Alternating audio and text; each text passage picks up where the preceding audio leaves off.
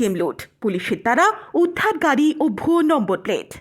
শিলিগুড়িতে ফের বড়সড় এটিএম লুট। এবার ঘটনাস্থল ইস্টার্ন বাইপাস সংলগ্ন ঢাকেশ্বরী কালী মন্দির এলাকা। শনিবার ভোররাতে প্রায় 3:30 থেকে 4টের মধ্যে একদল দুষ্কৃতী ট্যাক্সি নম্বরের সাদা রঙের একটি টাটা সুমো গাড়ি করে এসে এসবিআই-এর এটিএম লুট করে চম্পট দেয়।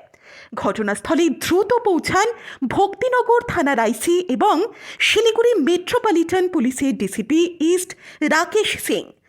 পুলিশের প্রাথমিক অনুমান প্রায় 20 লক্ষ টাকা লুট হয়েছে, যদিও এখনো পর্যন্ত ব্যাংকের তরফে আনুষ্ঠানিকভাবে কোনো হিসেব জমা দেওয়া হয়নি।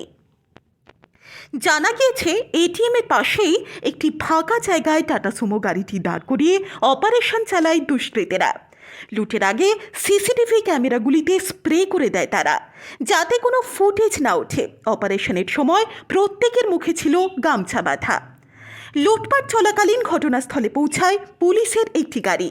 তখনই পুলিশের সঙ্গে ধস্তাধস্তি ও গাড়ি ধাওয়ার ঘটনা ঘটে।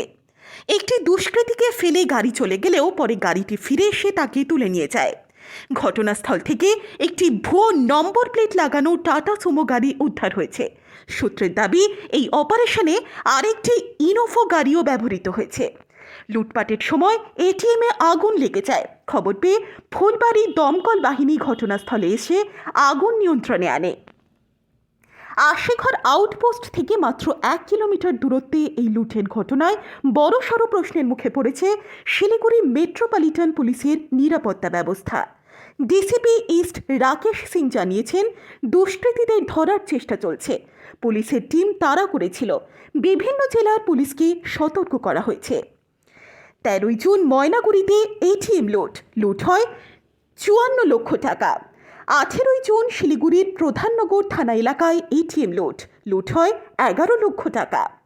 12 জুন শিলিগুড়ির বিধান জুয়েলারিতে 22 কোটি টাকার স্বর্ণালংকার লুট। 23 জুলাই ফের শিলিগুড়িতে এটিএম লুট। আনুমানিক লুটের পরিমাণ 20 লক্ষ টাকা। 1 মাসের মধ্যে একের পর এক লুটের ঘটনায় আতঙ্কে সাধারণ মানুষ। এখন বড় প্রশ্ন, শিলিগুড়ি মেট্রোপলিটন পুলিশ দুষ্কৃতীদের ধরতে আদৌ সফল হবে কি? শিলিগুড়ি থেকে শেখ সাবিরের রিপোর্ট, এসএস স্টার নিউজ।